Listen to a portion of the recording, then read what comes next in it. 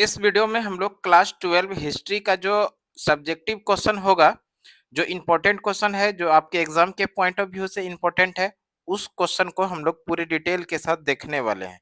और इसी तरह से आप लोगों को एग्जाम के अंदर में शॉर्ट टाइप प्रश्न को लिखना है, प्रश्न का उत्तर लिखना है। ये जो आप लोगों को लैंग्वेज यहाँ से मिलेगा, ये बिल्कुल ही बुक से अलग लैंग्वेज मिलने वाला है। आप लोग जब एग्जाम के अंदर बैठते होंगे, आप लोगों को क्वेश्चन पेपर में लिखा रहता है कि प्रश्न का उत्तर या परीक्षार्थी यथासंभव अपने शब्दों में दें। और उसी तरह से यहाँ पर अपने शब्दों में ये लैंग्वेज लेकर हम आप लोगों के लिए शॉर्ट टाइप क्वेश्चन है उसको लेकर आए हैं। तो पहला प्रश्न यहाँ पर देखिए क्या है। पहला प्रश्न पूछा गया है, कालिदास द्वारा लिखित दो नाटकों के नाम उल्लेख करें। कालिदास से संबंधित प्रश्न पूछा गया है। कालिदास के द्वारा जो लिखा गया नाटक है, उस नाटकों में से कोई दो नाटक के बारे में बताना है। तो सबसे पहले हम लोग समझेंगे कालिदास के बारे में। कालिदास जो है, महाकवि कालिदास गुप्त सम्राट चंद्रगुप्त द्वितीय, जिन्हें विक्रमादित्य भी कहा जाता था, के दरबार में नवरत्न में से एक थे। वे संस्कृत के सबसे महान कवि और नाटककार माने जाते हैं। तो ये जो कालिदास थे, ये कालिदास किनके दरबार में रहते थे? तो गुप्त सम्राट है जिसका नाम है चंद्रगुप्त द्वितीय। गुप्त वंश का सम्राट है, यानी गुप्त राजा हुआ करते थे जिसका नाम है चंद्रगुप्त द्वितीय, जिसको कि विक्रमादित्य भी कहा जाता था। इसी विक्रमादित्य यानी चंद्रगुप्त द्वितीय के दरबार में नवरत्न रहा करते थे, और इस नवरत्न में से एक थे कालिदास। और ये जो कालिदास थे, ये संस्कृत के सबसे महान कवि और नाटककार माने जाते हैं। ठीक है, तो यहाँ पर आप लोगों को इस तरह से ऑब्जेक्टिव क्वेश्चन भी बना सकते हैं। यहाँ से प्रश्न पूछा जाएगा, बताइए कालिदास किसके दरबार में रहते थे? तो आप लोग आंसर कीजिएगा, कालिदास चंद्रगुप्त द्वितीय, जिसको कि विक्रमादित्य के नाम से जाना जाता था, जो गुप्त वंश का एक शासक था, इसी के दरबार में रहते थे। आपको प्रश्न पूछा जाएगा, बताइए नवरत्न में से क्या कालिदास शामिल थे? तो यहाँ पर ये भी प्रश्न आएगा कि हाँ, समुद्र, ये जो चंद्रगुप्त द्वितीय है, इस चंद्रगुप्त द्वितीय के दरबार में नवरत्न हुआ करते थे। इसी नवरत्न में से एक थे कालिदास, और ये संस्कृत के सबसे महान कवि और नाटककार माने जाते थे। कालिदास द्वारा रचित तीन प्रसिद्ध नाटक है। कालिदास के द्वारा बहुत सी रचना की गई है, उसमें नाटक की बात किया गया है तो यहाँ पर तीन प्रमुख नाटक है उनका। पहला जो है वो अभिज्ञान शकुंतलम है, विक्रमोर्वशीयम है, और मालविका अग्निमित्रम है। इस तरह से ये तीन इसका प्रमुख नाटक है। कौन कौन है? अभिज्ञान शकुंतलम, विक्रमोर्वशीयम और है मालविका अग्निमित्रम। ये तीन नाटक है। इसमें से थोड़ा और समझ लेते हैं। अभिज्ञान शकुंतलम जो है, यह कालिदास की सबसे प्रसिद्ध और उत्कृष्ट नाट्य रचना है, जो राजा दुष्यंत और शकुंतला की प्रेम कहानी पर आधारित है। तो इसके बारे में भी थोड़ा-सा आप लोग इस तरह से डिटेल लिख दीजिएगा, अभिज्ञान शकुंतलम क्या है? या अभिज्ञान शकुंतलम जो है, यह कालिदास का सबसे प्रसिद्ध और उत्कृष्ट नाट्य रचना है, जो राजा दुष्यंत और शकुंतला की प्रेम कहानी पर आधारित है। इसी तरह से मालविका अग्निमित्रम जो है, यह उनका पहला नाटक माना जाता है, जिसमें राजा अग्निमित्र और मालविका की प्रेम कथा का वर्णन है। इस तरह से आप लोगों को लिख देना है। और इसके अलावा विक्रमोर्वशीयम, उर्वशी और राजा पुरवरा की कथा, ये लिखना जरूरी है, तो लिखे, नहीं तो आप छोड़ सकते हैं। इस तरह से इतना भी आप लोग लिख देते हैं तो बहुत अच्छा नंबर आप लोगों को इस प्रश्न का मिल जाएगा। अगला प्रश्न देखिए क्या है। अगला प्रश्न पूछा गया है, अगला प्रश्न जो है, किताब उल हिंद की दो विशेषताओं का उल्लेख करें। यहाँ पर प्रश्न पूछा गया, किताब उल हिंद जो पुस्तक है, इसका उल्लेख करना है। सबसे पहले ये समझिए, किताब उल हिंद जो है, अलवरनी 11वीं शताब्दी में सुल्तान महमूद गजनबी के साथ भारत आया था। अलबरूनी भारत में किसके साथ आया था? मोहम्मद गजनबी के साथ भारत आया था। अलबरूनी भारत में किसके साथ आया था? मोहम्मद गजनबी के साथ 11वीं शताब्दी में ये भारत में आए थे। यहाँ पर ये प्रश्न बनेगा आप लोगों के लिए, ऑब्जेक्टिव प्रश्न भी बन जाएगा कि मोहम्मद गजनबी भारत में किसके साथ आया था? सॉरी, मोहम्मद गजनबी के साथ भारत आने वाले कौन थे? तो ये थे अलबरूनी। कब आए थे? तो 11वीं शताब्दी में आए थे। इसी अलबरूनी ने अरबी भाषा में अरबी भाषा में रचित किताब उल हिंद की प्रमुख विशेषता निम्नलिखित है। यानी अल बरूनी द्वारा अरबी भाषा में रचित किताब उल हिंद की दो प्रमुख विशेषता निम्नलिखित है। अब यहाँ पर प्रश्न बनेगा कि किताब उल हिंद किसकी रचना या इसकी रचना किसने किया है? तो हम लोग आंसर करेंगे किताब उल हिंद जो है ये अल बरूनी की रचना है। दूसरा प्रश्न बनेगा किताब उल हिंद किस भाषा में लिखा गया? तो ये अरबी भाषा में लिखा गया है। इतना लिखने के बाद अब हम लोग लिखेंगे इस तरह से दो प्रमुख विशेषता क्या-क्या है। तो पहला है जो वस्तुनिष्ठ एवं वैज्ञानिक दृष्टिकोण की बात करें तो अल बरूनी ने बिना किसी पूर्वाग्रह या पक्षपात के बिल्कुल तटस्थ और वैज्ञानिक तरीके से भारतीय समाज, धर्म और परंपराओं को परंपराओं का वर्णन किया है। तो इस तरह से ये वैज्ञानिक दृष्टिकोण से हो गया कि अल बरूनी ने इस पुस्तक के अंदर जो किताबुल हिंद के अंदर में जो वर्णन किया है कि बिना किसी पूर्वाग्रह या पक्षपात के बिल्कुल तटस्थ और वैज्ञानिक तरीके से भारतीय समाज, धर्म और परंपराओं का वर्णन किया है। ये पहला विशेषता हो गया। दूसरा विशेषता है कि यह एक अत्यंत विस्तृत ग्रंथ है जिसमें 80 अध्याय है। ये जो किताब उल हिंद है इसके अंदर में 80 अध्याय है। इसमें धर्म, दर्शन, खगोल विज्ञान, सामाजिक रीति रिवाजों, कानूनों और मापन विधियों सहित भारत के विभिन्न पहलुओं का विस्तार से विवेचना किया गया है। तो इस तरह से आप लोगों को इसके अंदर लिख देना इस प्रश्न का सही उत्तर हो जाएगा। इस तरह से ये पूरा इतना पहले लिखना है, उसके बाद पहला विशेषता और ये दूसरा विशेषता इसको अपने कॉपी में लिखकर इसको अच्छे से याद कर लीजिएगा और यही प्रश्न आप लोगों को एग्जाम में देखने के लिए मिलेगा। अगला प्रश्न देखिए क्या अगला प्रश्न पूछा गया यहाँ पर गुप्तकालीन मंदिरों की दो प्रमुख विशेषताएं लिखें।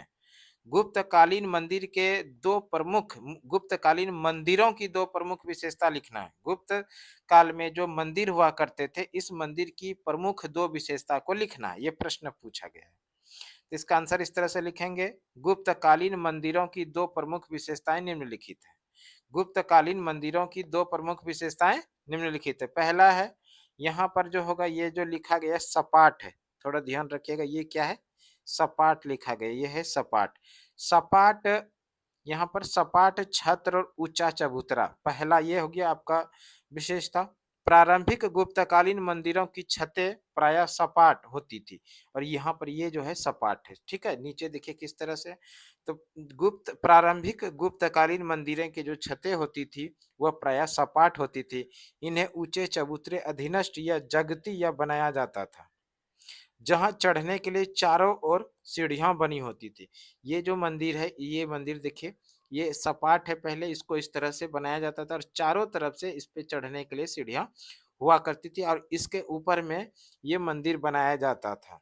ये गुप्त काल की मंदिरों का प्रारंभिक मंदिर है। गुप्तकालीन मंदिरों का ये प्रारंभिक मंदिर है। दूसरा जो है गुप्त काल का जो प्रमुख विशेषता है अलंकृत प्रवेश द्वार और गर्भगृह। इन मंदिरों में देवताओं को रखने के लिए वर्गाकार गर्भगृह होता था। मंदिरों के प्रवेश द्वार बेहद आकर्षक और कलात्मक होते थे जिन पर मकर वाहिनी, गंगा, यमुना और भी पद्म आकृतियां उकेरी जाती थी। यानी गंगा, यमुना इस तरह का जितने भी नदियां हैं उनका चित्र यहाँ पर शंख, पद्म इस तरह का ये चित्र अंकित करवाए जाते थे। तो ये इस तरह से आप लोगों को गुप्तकालीन मंदिर की दो जो प्रमुख विशेषताएं हैं इसको अपने कॉपी में नोट डाउन कर लेना और यही प्रश्न इस तरह से आप लोगों को अपने एग्जाम के अंदर प्रश्न आएगा तो लिख लेना है। अगला प्रश्न देखिए क्या है। अगला प्रश्न पूछा गया है यहाँ पर इब्न बतूता कौन था? इब्न बतूता से संबंधित प्रश्न है। इब्न बतूता कौन है? सबसे पहले समझ लीजिए इब्न बतूता के बारे में। इब्न बतूता 14वीं सदी के एक प्रसिद्ध मोरक्को यात्री, इतिहासकार और विद्वान थे।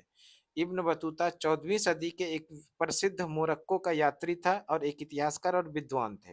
ये किस देश के थे? इब्न बतूता जो है ये मोरक्को का निवासी था।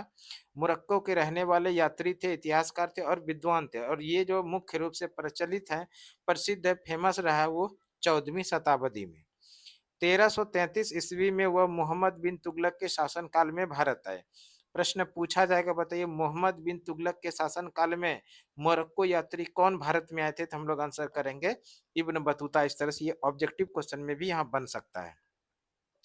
मोहम्मद बिन तुगलक के शासनकाल में मोरक्को यात्री भारत में कौन आए थे? इब्न बतूता आए थे।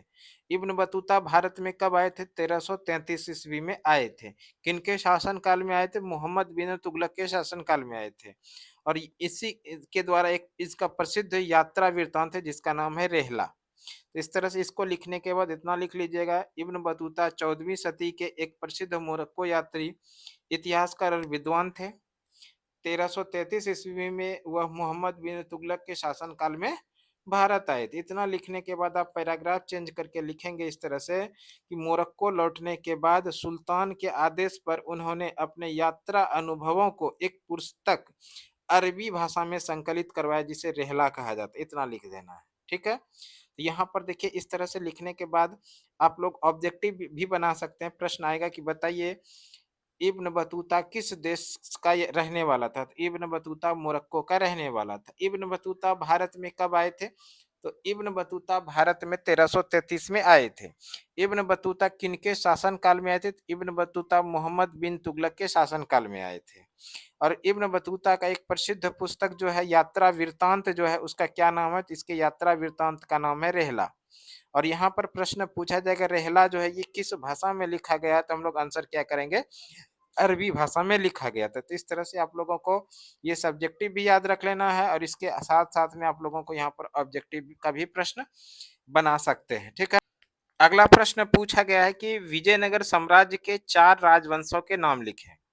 विजयनगर से संबंधित यहाँ पर प्रश्न पूछा गया है कि विजयनगर साम्राज्य के 4 राजवंश जो थे विजयनगर साम्राज्य के अंदर, उन चारों राजवंश का नाम लिखना है। सबसे पहले इसमें आप लोगों को विजयनगर साम्राज्य के बारे में जानना है। तो इस तरह से लिखेंगे कि विजयनगर साम्राज्य मध्यकालीन भारत का एक हिंदू साम्राज्य था। विजयनगर साम्राज्य मध्यकालीन भारत का एक हिंदू साम्राज्य था जो दक्षिण भारत में स्थित था। विजयनगर साम्राज्य जो था वो मध्यकालीन भारत का एक हिंदू साम्राज्य था और ये विजयनगर साम्राज्य जो दक्षिण भारत में स्थित था। इसकी स्थापना 1336 ईस्वी में दो भाइयों हरिहर और बुक्का ने की थी। यानी विजयनगर साम्राज्य जो था इसकी स्थापना 1336 ईस्वी में दो भाइयों ने मिलकर किया था, हरिहर और बुक्का ने की थी। विजयनगर साम्राज्य की राजधानी कहाँ थी? इसको लिखिएगा, विजयनगर साम्राज्य की राजधानी हम्पी थी। और ये जो हम्पी है ये यहाँ की प्रमुख नदी जो थी वो तुंगभद्रा नदी के तट पर बसा था। हम्पी किस नदी के तट पर बसा था? तुंगभद्रा नदी के तट पर बसा था। तो इस तरह से इसको भी लिख सकते हैं। और एक सवाल यहाँ पर जोड़ सकते हैं, ये जो हम्पी है ये वर्तमान समय में कर्नाटक राज्य के अंदर स्थित है। कर्नाटक राज्य के अंदर स्थित है। इतना लिखने के बाद इस तरह से आप लोग लिख लीजिएगा, विजयनगर साम्राज्य मध्यकालीन भारत का एक हिंदू साम्राज्य था जो दक्षिण भारत में स्थित था। इसकी राजधानी इसकी स्थापना 1336 में दो भाई हरिहर और बुक्का ने की थी। इसकी राजधानी हम्पी है और यहाँ की प्रमुख नदी जो थी वो तुंगभद्रा नदी के तट पर ये बसा हुआ था। इतना लिखने के बाद उसके बाद लिखना है इस तरह से विजयनगर साम्राज्य पर जिन 4 प्रमुख राजवंशों ने शासन किया इनके नाम इस प्रकार से इस तरह से लिखना है। विजयनगर साम्राज्य पर जिन 4 प्रमुख राजवंशों ने शासन किया उनके नाम इस प्रकार से हैं। पहला है संगम वंश, दूसरा है सालूब वंश, तीसरा है तुलुब वंश और चौथा है आरविडु वंश। तो इस तरह से इसको आप लोगों को इस शॉर्ट टाइप के क्वेश्चन में सब्जेक्टिव क्वेश्चन में इसको लिख लेना। लेकिन पहले इसको लिख लेना इतना, उसके बाद इस चीज़ों को यहाँ पर अपने कॉपी के अंदर लिख कर इसको अच्छे से ध्यान रख लीजिएगा। यहाँ पर आप लोगों के लिए ऑब्जेक्टिव टाइप भी प्रश्न बन जाएगा। प्रश्न इस तरह से बनेगा, बताइए विजयनगर साम्राज्य की स्थापना किसने किया था? तो हम लोग आंसर करेंगे विजयनगर साम्राज्य की स्थापना किया था हरिहर एवं बुक्का नामक दो भाइयों ने। दूसरा प्रश्न बनेगा विजयनगर साम्राज्य की स्थापना किस वर्ष हुई थी? तो विजयनगर साम्राज्य की स्थापना हुई थी 1336 में। विजयनगर साम्राज्य की राजधानी कहाँ थी? तो विजयनगर साम्राज्य की राजधानी हम्पी में था। अगला सवाल इसी में बनेगा, हम्पी किस नदी के तट पर है? तो हम्पी जो है तुंगभद्रा नदी के तट पर स्थित है, ठीक है। और यहाँ पर प्रश्न बनेगा विजयनगर साम्राज्य में कुल कितने राजवंशों ने शासन किया था? तो हम लोग आंसर करेंगे विजयनगर साम्राज्य में 4 राजवंश ने शासन किया था। और ये कौन कौन सा राजवंश है? तो ये राजवंश हैं संगम वंश, सलूब वंश, तुलुब वंश और आरविडु वंश। इस तरह से इसको आप लोग अच्छे से याद रख लीजिएगा, ऑब्जेक्टिव भी बन जाएगा और यहाँ से ये आपके लिए सब्जेक्टिव क्वेश्चन तो है ही। अगला प्रश्न देखिए क्या है? अगला प्रश्न पूछा गया था यहाँ पर, सूफी संत कौन थे? सूफी संत। सूफी संत कौन थे, ये प्रश्न है। सूफी कौन थे, यानी सूफी कौन थे, ये भी प्रश्न आता है, सूफी संत या सूफी कौन थे। सूफी जो थे, सूफी इस्लाम धर्म के भीतर रहने वाले रहस्यवादी और आध्यात्मिक संत थे। ठीक है, सूफी कौन थे, तो इस तरह से पहले लिखेंगे, सूफी जो थे, सूफी इस्लाम धर्म के भीतर रहने वाले रहस्यवादी और आध्यात्मिक संत थे। रहस्यवादी भी थे और आध्यात्मिक संत थे। इसके बारे में थोड़ा विचार दे सकते हैं। परिचय, सूफी इस्लाम धर्म के भीतर रहस्यवादी और आध्यात्मिक संत थे। उन्होंने बाहरी अंडावरों और कर्मकांडों को त्याग दिया था। इनका मुख्य उद्देश्य ईश्वर से सीधा प्रेम और एकता स्थापित करना था। इतना भी आप लोग नोट डाउन कर सकते हैं। इसके बाद इसमें इसको थोड़ा और डिटेल कर सकते हैं, तो लिख सकते हैं, ईश्वर से सीधे प्रेम, भक्ति और मानवता की सेवा पर जोर दिया। और योगदान के बारे में इसको इस तरह से लिख सकते हैं, सूफी संतों ने समाज में प्रेम, सद्भाव, भाईचारा और समानता को संदेश दिया। उन्होंने जाति पाति और ऊंच नीच का विरोध किया। और सूफी खानकाहे ज्ञान, सेवा और सद्भाव के केंद्र बने, जहां सभी लोगों का स्वागत था। इस तरह से इसको आप लोग थोड़ा डिटेल करके लिख सकते हैं। ठीक है, अगला प्रश्न देखिए क्या है। अगला प्रश्न यहाँ पर पूछा गया है, गंधार कला की दो विशेषताएं लिखें। गंधार कला की दो विशेषताएं लिखें। दो प्रमुख विशेषता लिखना है गंधार कला की। इसमें सबसे पहले गंधार कला के बारे में आप लोगों को थोड़ा लिखना है। गंधार कला भारतीय और यूनानी रोमन शैलियों का एक अनूठा मिश्रण है। भारतीय और यूनानी रोमन का जो शैलियों का एक अनूठा मिश्रण है, वही है गंधार कला। और इस गंधार कला की दो प्रमुख विशेषता निम्नलिखित है। इस तरह से लिख लेना है। पहला जो है, इसमें भगवान बुद्ध के बाल घुंघराले, चेहरे पर शांत भाव और उनके वस्त्रों में रोमन शैली की स्पष्ट सिलवटें दिखाई देती है। बुद्ध को यूनानी देवता अपोलो के समान दर्शाया गया है। बुद्ध को यूनानी देवता अपोलो के समान दिखाई गया। इस तरह से ये पहला विशेषता हो गया। और दूसरा विशेषता यहाँ लिखेंगे, इन मूर्तियों में मांसपेशियों को बहुत स्पष्ट और यथार्थवादी ढंग से उकेरा गया है। इसके निर्माण में मुख्य रूप से नीले भूरे रंग के सैंडस्टोन, जिसको बलुआ पत्थर कहते हैं, और प्लास्टर का उपयोग किया गया है। तो इस तरह से पहले इसको लिख लीजिएगा यहाँ पर, ये सारा चीज। उसके बाद दो जो विशेषता, इस दोनों विशेषता। देखिए, अगला प्रश्न है कि अशोक द्वारा धम्म प्रचार हेतु अपनाए गए दो प्रमुख उपाय को लिखें। अशोक द्वारा धर्म प्रचार के लिए, यानी धम्म प्रचार के लिए अपनाए गए दो प्रमुख उपाय को लिखना है। इस तरह से ये प्रश्न है। इसका जवाब जो हम लोग इस तरह से लिखेंगे कि पहले अशोक द्वारा धम्म यानी धर्म के प्रचार हेतु अपनाए गए दो प्रमुख उपाय निम्नलिखित। इस तरह से आप लोगों को लिख लेना है। उसके बाद पहला और दूसरा करके इस तरह से लिखेंगे, धम्म महामात्रों की नियुक्ति। अशोक ने अपने साम्राज्य में धम्म के प्रचार प्रसार और प्रजा के नैतिक उत्थान के लिए धम्म महामात्र नामक विशेष अधिकारी की नियुक्ति की थी। इस तरह से ये पहला विशेषता हो जाएगा। और दूसरे विशेषता में लिखेंगे, उसने धम्म की शिक्षाओं और चट्टानों और पत्थरों पर स्तंभों यानी शिलालेखों को खुदवाकर पूरे राज्य में स्थापित करवाया, ताकि लोगों को इन्हें आसानी से पढ़ा या समझा जा सके। तो इस तरह से इस दोनों विशेषताओं को आसानी से आप लोगों को अपने कॉपी के अंदर नोट डाउन कर लेना है और डिटेल से इसको एग्जाम के अंदर लिखना है। अगला प्रश्न देखिए क्या है। अगला प्रश्न है कि दो निर्गुण संतों के नाम लिखें। दो निर्गुण संतों का नाम बताना है। तो दो निर्गुण संतों के नाम का उत्तर हम लोग जवाब देंगे, उसके पहले इस तरह से लिखेंगे आंसर में कि दो प्रमुख निर्गुण संत जो निराकार ईश्वर की उपासना में विश्वास रखते थे और जाति पाति व कर्मकांड के विरोधी थे। इस प्रकार से दो प्रमुख निर्गुण संत, और ये संत जो थे जो निराकार ईश्वर की उपासना में विश्वास रखते थे और जाति पाति व कर्मकांड के विरोधी थे। इस प्रकार है। पहला है कौन, तो ये पहला है कबीरदास। पहला कबीरदास है। कबीरदास के बारे में थोड़ा इस तरह से आप लोग नोट डाउन कर सकते हैं। कबीरदास 15वीं सदी के महान निर्गुण संत और कवि थे। कबीरदास किस सदी के महान निर्गुण कवि थे? 15वीं सदी के महान निर्गुण संत और कवि थे।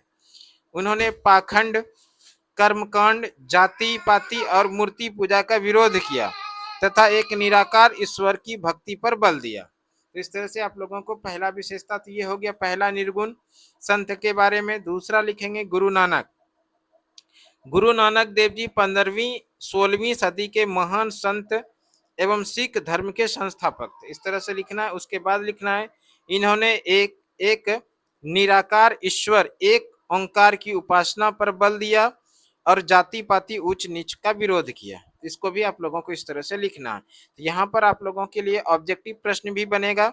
बताइए सिख धर्म के संस्थापक कौन थे? तो सिख धर्म के संस्थापक थे गुरु नानक देव जी, और जो कि 15वीं और 16वीं शताब्दी के महान संत भी रहे। ठीक है, तो इसको भी आप लोगों को याद रखना। इस तरह से पहले इसको लिख लेना है, उसके बाद दोनों का यहाँ पर ये संतों के बारे में थोड़ा थोड़ा डिटेल कर देना है। ठीक है, अगला प्रश्न देखिए क्या है। अगला प्रश्न पूछा गया, मगध साम्राज्य के उत्थान के दो महत्वपूर्ण कारण लिखें। मगध साम्राज्य के उत्थान के दो महत्वपूर्ण कारण को यहाँ पर हम लोग नोट डाउन करेंगे, और यह प्रश्न प्रीवियस ईयर का प्रश्न है। मगध साम्राज्य के उत्थान के दो महत्वपूर्ण कारण है। प्राचीन भारत में मगध साम्राज्य के उत्थान के दो सबसे महत्वपूर्ण कारण निम्नलिखित। इस तरह से लिखने के बाद पहला और दूसरा लिखेंगे। पहला है राजनीतिक और भौगोलिक स्थिति। मगध की दो राजधानियां, मगध की कितनी राजधानियां? दो राजधानियां, एक राजगिरी, और ये जो राजगिरी था पहाड़ियों से घिरी प्राकृतिक सुरक्षा, और दूसरा जो था वो पाटलिपुत्र था। और ये पाटलिपुत्र गंगा, सोन और गंडक नदियों के संगम पर स्थित जल दुर्ग था। नदियों के माध्यम से सुलभ जल मार्गों से व्यापार और सेना का आवागमन में बहुत सुविधा होती थी। इस तरह से इसको लिखना है। दूसरा जो विशेषता, ये महत्वपूर्ण कारण लिखना, ये लोहे की उपलब्धता और समृद्ध कृषि। छोटा नागपुर के पठार के निकट होने के कारण मगध को प्रचुर मात्रा में लौह अयस्क प्राप्त हुआ, जिससे मजबूत हथियार और कृषि उपकरण बनाए गए। गंगा के अत्यधिक उपजाऊ मैदानों ने कृषि में भारी अधिवेश उत्पन्न किया, जिससे राजाओं को विशाल सेना रखने के लिए प्राप्त करे मदद मिली, है ना। तो इस तरह से इसको लिख लेना है। दोनों ही कारण रहा मगध साम्राज्य के उत्थान का। अगला प्रश्न देखिए क्या है। अगला प्रश्न है, हीनयान और महायान के बीच दो अंतर लिखें। ये भी महत्वपूर्ण सवाल है, हीनयान और महायान। हीनयान और महायान ये दोनों ही बौद्ध धर्म से संबंधित है। यहाँ पर लिखेंगे 483 ईसा पूर्व। ये 483 ईसा पूर्व में, 483 ईसा पूर्व में गौतम बुद्ध की मृत्यु के बाद, 483 ईसा पूर्व में गौतम बुद्ध की मृत्यु हुई थी। 483 ईसा पूर्व में गौतम बुद्ध की मृत्यु के बाद बौद्ध धर्म दो संप्रदायों में विभाजित हो गया, एक महायान और हीनयान। हुआ यूं था, 483 ईसा पूर्व में महात्मा बुद्ध यानी गौतम बुद्ध की जब मृत्यु हुई तो उसी समय चौथी बौद्ध संगति का आयोजन किया गया था, और इस चौथी बौद्ध संगति के बाद बौद्ध धर्म दो संप्रदायों में विभाजित हो गया, और एक महायान हुआ, दूसरा हीनयान हुआ। और दोनों के बीच क्या क्या अंतर है? तो महायान में सबसे पहले बात कर लेते हैं। महायान संप्रदाय, जिनका संस्कृत में अर्थ होता है महान वाहन, बुद्ध की दिव्यता में विश्वास रखता था। महायान संप्रदाय, जिसका संस्कृत में क्या अर्थ होता है? तो संस्कृत में अर्थ होता है महान वाहन, अब बुद्ध की दिव्यता में विश्वास रखता था। वहीं पर हीनयान की बात करें तो हीनयान संप्रदाय, जिसका संस्कृत में अर्थ छोटा वाहन है। हीनयान संप्रदाय, जिसका संस्कृत में अर्थ क्या होता है? छोटा वाहन, बुद्ध की दिव्यता में विश्वास नहीं करता था। ये पहला अंतर हो गया। दूसरा अंतर में है महायान में, इस संप्रदाय ने बौद्ध धर्म में मूर्ति पूजा को प्रोत्साहित किया था। महायान संप्रदाय ने मूर्ति पूजा को प्रोत्साहित किया था बौद्ध धर्म में, और वहीं पर हीनयान में यह संप्रदाय आत्म अनुशासन और ध्यान के माध्यम से व्यक्तिगत मोक्ष पर बल देता था। यानी ये जो हीनयान था, ये मूर्ति पूजा पर प्रोत्साहन नहीं देता था, बल्कि उसके स्थान पर संप्रदाय आत्म अनुशासन और ध्यान माध्यम से व्यक्तिगत मोक्ष पर बल देता था। इस तरह से ये दोनों अंतर हो गया हीनयान और महायान में। पहले इस तरह से इसको डिटेल इस तरह से लिखना है, उसके बाद यहाँ पर अंतर इस तरह से आप लोगों को कर देना है। ठीक है, अगला प्रश्न देखिए क्या है। अगला प्रश्न पूछा गया है, हड़प्पा लिपि के बारे में आप क्या जानते हैं? हड़प्पा लिपि के बारे में आप क्या जानते हैं? तो हड़प्पा लिपि के बारे में हम लोगों को बताना है। हड़प्पा सभ्यता, जिसको कि सिंधु घाटी सभ्यता कहते हैं, हड़प्पा सभ्यता या सिंधु घाटी सभ्यता की लेखन प्रणाली थी। सिंधु घाटी सभ्यता क्या थी? एक लेखन प्रणाली थी। इनके चिन्ह मोहरों, बर्तनों और ताम्र पट्टों पर मिले हैं। इसका जो प्रतीक है, चिन्ह है, वो हम मोहरों से मिला है, बर्तनों से मिला है, ताम्रपट्टों पर मिले हैं। इसमें लगभग 400 से अधिक संकेतों का प्रयोग होने का प्रमाण मिला है। सिंधु घाटी सभ्यता में लगभग 400 से अधिक संकेत का प्रयोग होने का प्रमाण मिला है। यह लिपि यानी सिंधु घाटी सभ्यता में जो लिपि था, यह लिपि सामान्यतः दाएं से बाएं लिखी जाती थी। इसको लिखना ये महत्वपूर्ण है। सिंधु घाटी सभ्यता में जो लिपि था वो दाएं से बाएं लिखी जाती थी। आज तक इसे पूरी तरह से पढ़ा नहीं जा सका है, और ये जो दाएं से बाएं लिखी जाती थी आज तक इसे पूरी तरह से पढ़ा नहीं जा सका, इसलिए इसे इस लिपि को भाव चित्रात्मक कहा गया है। यहाँ से भी आप लोगों के लिए ऑब्जेक्टिव प्रश्न बनेगा। किस तरह से बनेगा? आपको प्रश्न पूछा जाएगा, हड़प्पा सभ्यता या सिंधु घाटी सभ्यता में कितने संकेत का प्रयोग होने का प्रमाण मिला है? लगभग 400। आंसर क्या करेंगे? लगभग 400 से अधिक संकेतों का प्रयोग होने का प्रमाण मिला है। दूसरा प्रश्न पूछा जाएगा, हड़प्पा सभ्यता या सिंधु घाटी सभ्यता की लिपि किस प्रकार की थी? तो आप लोग क्या कहिएगा?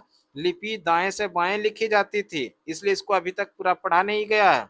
और ये जो है भाव चित्रात्मक लिपि था। ठीक है, तो ये हो गया आपका हड़प्पा लिपि से संबंधित हड़प्पा लिपि के बारे में जो जानकारी था। यहाँ पर इस तरह से आप लोगों को शॉर्ट टाइप क्वेश्चन का जवाब देना है। तो आप लोग अभी देखें महत्वपूर्ण प्रश्न, लगभग इम्पोर्टेंट सवाल सभी था, और आपको इस प्रश्न का जो उत्तर दिए हैं, इस पीडीएफ अगर इसका चाहिए तो वो भी कमेंट बॉक्स में आप जरूर बताइए। कोशिश करते हैं कि आपको पीडीएफ हम अवेलेबल करा दें। ठीक है, तो इस वीडियो में इतना ही। अगले वीडियो में इसी तरह से आपको subjective, objective, long type question और शॉर्ट टाइप क्वेश्चन, सभी क्वेश्चन को आप लोगों को लगातार कराने का कोशिश करेंगे। हमें उम्मीद है ये वीडियो आप लोगों के लिए निश्चित रूप से उपयोगी साबित होने वाला है। इस तरह का वीडियो रेगुलर सुमन क्लासेस यूट्यूब चैनल पर मिलते रहेगा। तो इस वीडियो में इतना ही। अगले वीडियो में फिर से अगले क्लास में मिलते हैं, तब तक के लिए धन्यवाद।